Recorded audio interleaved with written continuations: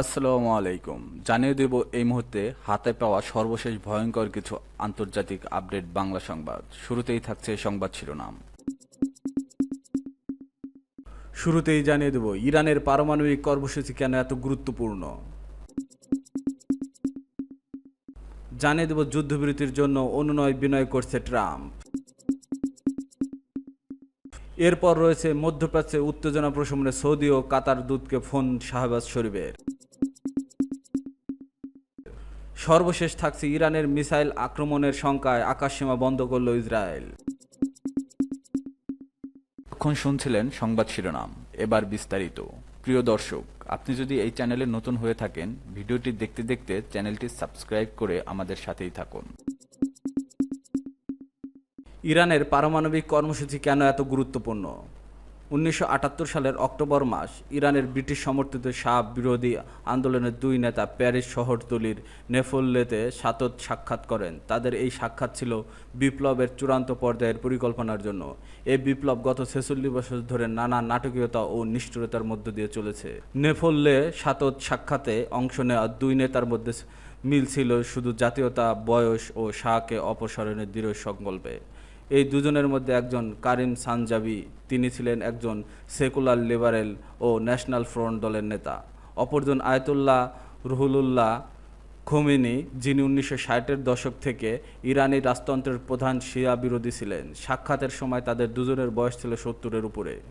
সানজাবি প্যারিসের আসনে একটি বিপ্লবী ঘোষণাপত্রের খসড়া নিয়ে এতে লেখা ছিল, বিপ্লব হবে দুটি মূলনীতির উপর ভিত্তি করে, গণতন্ত্র ও ইসলাম। তবে সানজাবির পরে ইতিহাসবিদদের জানান, সেই বৈঠকে খোমেনি নিজ হাতে একটি তৃতীয় মূলনীতি যোগ করেন, স্বাধীনতা। এ স্বাধীনতার দাবি ছিল উপনিবেশিক শক্তির বিরুদ্ধেই। ইরানে উপনিবেশিক শোষণের ইতিহাস থেকে যার উৎপত্তি, এই শোষণই বর্তমান রূপ নিয়েছে জেদে। এই জেদ থেকে ইরান বলছে তারা ইউরেনিয়াম সমৃদ্ধ করবে। 2000 সালের পর থেকে বিভিন্ন সময় ইরান ও পশ্চিমাদের মধ্যে আলোচনা হয়েছে, তবে এসব আলোচনা ভেস্তে গেছে ইউরেনিয়াম ইস্যুতে। অবশেষে ওবামা প্রশাসনের আমলে 2015 সালে ইরানের পরমাণু কর্মসূচি নিয়ে যুক্তরাজ্য, জার্মানি, ফ্রান্স, যুক্তরাষ্ট্র, রাশিয়া ও চীন একটি চুক্তি হয়, যা জেসিপিও নামে পরিচিত। অনেক মার্কিনী ধারণা, ইরানের ইউরেনিয়াম সমৃদ্ধকরণ পারমাণবিক বোমা বানানোর গোপন উদ্দেশ্যের ফল। যদিও ইরানের সর্বোচ্চ নেতা একাধিকবার পারমাণবিক অস্ত্রের বিরুদ্ধে ফতোয়া জারি করেছেন, তবে যুক্তরাষ্ট্রের দৃষ্টিতে তার নিছক ধোঁয়াবাজি। মার্কিন ভাইস প্রেসিডেন্ট জেডি ভ্যান্স গত সপ্তাহে সোশ্যাল প্ল্যাটফর্মে লেখেন, নাগরিকরা পারমাণবিক শক্তি চাই, এটা এক জিনিস, আর ইউরেনিয়াম সমৃদ্ধকরণ আর এক জিনিস। ইরান গোপন ইউরেনিয়াম সমৃদ্ধকরণে বাধ্যবাধকতা লঙ্ঘন করছে, তার পারমাণবিক অস্ত্র তৈরি করতে চায়। পারমাণবিক শক্তির ক্ষেত্রে 3.67% ইউরেনিয়াম যথেষ্ট, তবে অস্ত্র তৈরি করতে হলে 90% ইউরেনিয়াম প্রয়োজন। ইরান 60% পর্যন্ত ইউরেনিয়াম সমৃদ্ধ করেছে, যেটা 90-তে পৌঁছতে খুব বেশি সময় লাগে না। ইরান যুক্তি দেয়, তাদের এই সমৃদ্ধকরণ কোনো গোপন উদ্দেশ্য নয়, বরং ডোনাল্ড ট্রাম্প 2018 সালে জেসিপিএ থেকে একতরফা সরে যাওয়ার জবাব। এই সিদ্ধান্ত ইরানকে বহু নিষেধাজ্ঞার মুখে ফেলেছে। মার্কিন প্রশাসনের জন্য অনেকেই তেহরানের সঙ্গে বাণিজ্য করতে পারে না। এ কারণেই ইরানের রাজনৈতিক নেতারা গত এক দশকে বারবার বলছে আমেরিকানরা বিশ্বাসযোগ্য নয়। তারা বলছে পশ্চিমা বিশ্ব কথা রাখেনি। অন্যদিকে ইসরায়েল অনবরত পশ্চিমাদের সাহায্য পাচ্ছে, যা ইরানিদের মধ্যে ক্ষোভ তৈরি করছে। যুদ্ধবিরতির জন্য অনুনয় বিনয় করছে ট্রাম্প। কাতারে মার্কিন ঘাঁটিতে ইরানি হামলার পর মার্কিন প্রেসিডেন্ট ডোনাল্ড ট্রাম্প যুদ্ধবিরতির জন্য অনুনয় বিনয় করেছে বলে দাবি করেছেন ইরানের রাষ্ট্রীয় টিভি চ্যানেল IRINN। এছাড়াও টিভি চ্যানেলটি এক ঘোষণায় বলছে, ইসরায়েলের উপর সফল হামলার পর যুদ্ধবিরতি আরোপ করা হয়েছে। খবর বিবিসির। এতে আরও বলা হয়, কাতার ইরানের হামলার পর ডোনাল্ড ট্রাম্প যুদ্ধবিরতির জন্য অনুনয় বিনয় করেছে। রাষ্ট্রীয় টিভি উপস্থাপক বিবৃতিটি পড়ে শোনান। এছাড়াও বিবৃতি IRGC ও ইরানি সেনাবাহিনীর প্রশংসা করা হয় এবং ইরানি প্রতিরোধ উদযাপনের কথা উল্লেখ করা হয়। এর আগে মার্কিন প্রেসিডেন্ট এক ঘোষণায় বলেন, ইসরায়েল ও ইরান পুরোপুরি ও সর্বাত্মক যুদ্ধবিরতিতে সম্মত হয়েছে। নিজের মালিকানাধীন সামাজিক যোগাযোগ মাধ্যম ট্রুথ সোশ্যালে তিনি এই ঘোষণা দেন। যদিও ইরানের পররাষ্ট্রমন্ত্রী আব্বাস আরাকচি জানিয়েছেন, এখন পর্যন্ত যুদ্ধবিরতি বা সামরিক অভিযান বন্ধের বিষয়ে কোনো চুক্তি হয়নি। তিনি বলেন, তবে ইসরায়েল যদি তেহরানের স্থানীয় সময় অনুযায়ী মঙ্গলবার ভোর 4টার মধ্যে ইরানি জনগণের বিরুদ্ধে তাদের অবৈধ হামলা বন্ধ করে, তাহলে আমরা আর পাল্টা হামলা চালিয়ে যাওয়ার ইচ্ছা রাখি না। উল্লেখ্য, সোমবার কাতারে অবস্থিত মার্কিন বিমান ঘাঁটি আল উইদেদ ক্ষেপণাস্ত্র হামলা চালায় ইরান। হামলার আগে দেশটিতে অবস্থিত করেছিল তেহরান। 3 জন ইরানি কর্মকর্তার বরাত দিয়ে নিউ ইয়র্ক টাইমস জানিয়েছে, সম্ভাব্য প্রাণহানি কমানোর জন্য কাতারের কর্মকর্তাদের এই হামলার তথ্য আগেই জানিয়ে দিয়েছিল তেহরান। প্রতিবেদনে বলা হয়, ইরান চেয়েছিল পারমাণবিক স্থাপনাগুলোতে মার্কিন হামলার প্রতিশোধ নিতে, একই সঙ্গে পরিস্থিতি যাতে সহজে শান্ত করা যায় সেই নিশ্চয়তাও রাখতে চেয়েছিল।